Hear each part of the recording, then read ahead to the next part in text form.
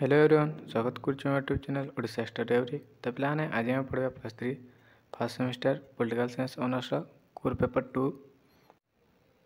तो unit 1 second chapter रही है प्रिएम्बुल मुखबंध व प्रस्तावना।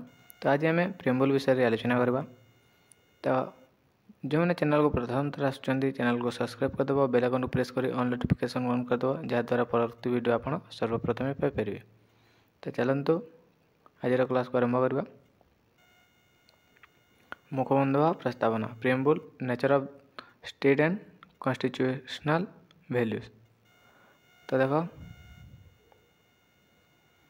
ब्रिटिश राजनीति विज्ञानी सर अर्नेस्ट बाकर भारतीय संविधान प्रस्तावना को यही शताब्दीर राजनैतिक विल रूपे वर्णना करछंती।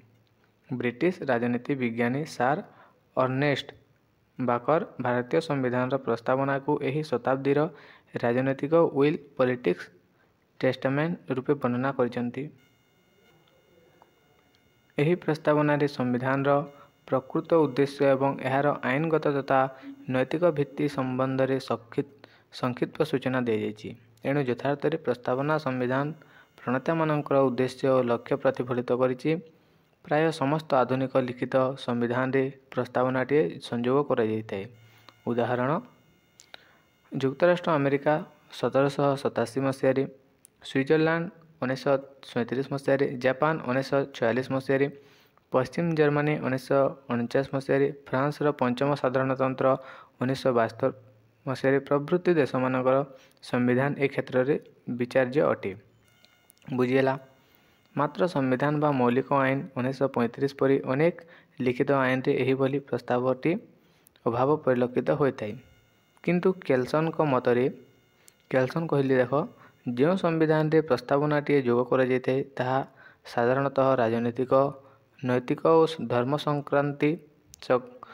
संक्रांत नीति मानकर संवैधानिक लक्ष्यर परिप्रकाश और कार्यकारिता को सूचित करिथाए। प्रस्तावना संविधान मूल्यबोध और कार्यक्षमतार वृद्धि पाई सहाय्य करिथाए। प्रस्तावनार प्रकृत मूल्यांकन पाई पावेल, बनान, कैम्पडक, पार्क, रेस्कूट। प्रस्तावनार प्रकृत मूल्यांकन पाई पावेल, बनान, कैम्पडक, पार्क, रेस कोर्स कंपनी मकद्दमारे लॉर्ड हाल्सबरी को मंतव्य प्रणिधान योग्य। से मंतव्य देथिले जे प्रस्तावनार अध्ययन को दुईटी तर्क सुस्पष्ट भाव में सृष्टि हुए। प्रथमतः प्रस्तावना विधिबद्ध आईन लक्ष्य प्रति आलोक संपाद करता है एवं द्वितीयटी हेउची एक आईन स्वतंत्र, स्पष्ट और संदेह मुक्त। ताहाले कौनसी प्रस्तावना या को सीमित व संक्षिप्त कर पारिबो नहीं। तो एटा थिला। तो देखो, भारत संविधान प्रस्तावना हेउची संविधान मुखशाला व प्रवेश कक्ष। भारत संविधान प्रस्तावना हेउची संविधान मुखशाला व प्रवेश कक्ष। संविधान आत्मा और प्राणसत्ता सदृश यह ताहार प्रभाव, निर्यास और संक्षिप्त प्रसार बहन करते। तो देख, ताहार मणि सदृश यह ताहार ज्योति को विकृत करते। संविधान चाबी रूपे व्यवहार हो यह ताहार गुड़ रहस्य रूप को ताला खोलिबारे सहायक होते। प्रस्तावना संविधान पुस्तक मुखबंध हिसाब से ताहार मुख्य स्पष्ट करते। 85टी शब्द विशिष्ट यह मात्र गोटे वाक्य प्रतिवेदन करा जायछि। भारत संविधान प्रस्तावना जवाहरलाल नेहरू द्वारा आगत और संविधान प्रतिवेदन भारत संविधान प्रस्तावना जवाहरलाल नेहरू द्वारा आगत और संविधान सभा द्वारा 1947 मसीहा जनवरी 22 तारिख में गृहीत उद्देश्य संकल्प आधार रे प्रस्तुत करा। एपर्यंत संविधान प्रस्तावना मात्र गोटे थर संशोधित होइछि। एही संशोधन 1976 मसीहा 42तम संविधान संशोधन आईन बल एवं तत्कालीन प्रधानमंत्री श्रीमती इंदिरा गांधी नेतृत्व में परिचालित कांग्रेस सरकार उद्यम होइतिला। यह द्वारा प्रस्तावना प्रथम थर पर समाजवादी, सोशलिस्ट, धर्मनिरपेक्ष, सेकुलर और अखंडता इंटेग्रिटी ଶବ୍ଦମାନ ପୋଡ଼ାଯାଇଥିଲା। କଡ଼ାକଡ଼ି ଅର୍ଥରେ ପ୍ରସ୍ତାବନା ସମ୍ବିଧାନର ଏକ ଅଂଶ ନୁହେଁ, ମାତ୍ର 1973 ମସିହାରେ କେଶବାନନ୍ଦ ଭାରତୀ ବନାମ କେରଳ ରାଜ୍ୟ ମାମଲାର ରାୟ ପ୍ରକାଶ କାଳରେ ମାନ୍ୟବର ସର୍ବୋଚ୍ଚ ନ୍ୟାୟାଳୟ ତାଙ୍କର ପୂର୍ବତମ ବଦଳାଇ ପ୍ରସ୍ତାବନାକୁ ସମ୍ବିଧାନର ମୌଳିକ ଢାଞ୍ଚାର ଅଂଶ ବିଶେଷ ବୋଲି ଘୋଷଣା କରିଥିଲେ।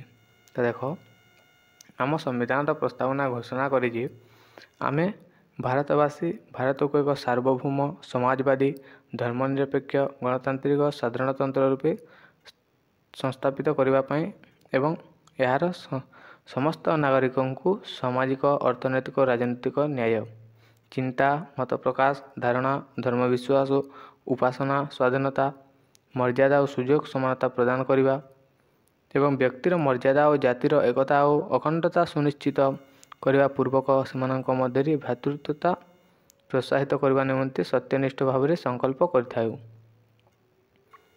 ଆମ୍ଭମାନଙ୍କର ସମ୍ବିଧାନ ସଭାରେ ଆଦ୍ୟ 1949 ମସିହା ନଭେମ୍ବର 26 ତାରିଖରେ ଏତଦ୍ଦ୍ୱାରା ଏହି ସମ୍ବିଧାନକୁ ଅଙ୍ଗୀକାର, ପ୍ରଣୟନ ଓ ସମର୍ପଣ କଲୁ।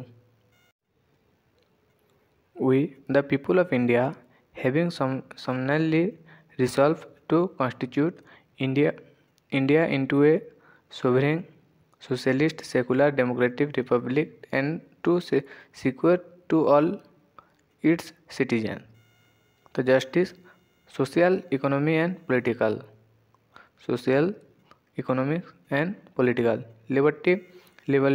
liberty of thought, expression, belief, faith and worship, equality of status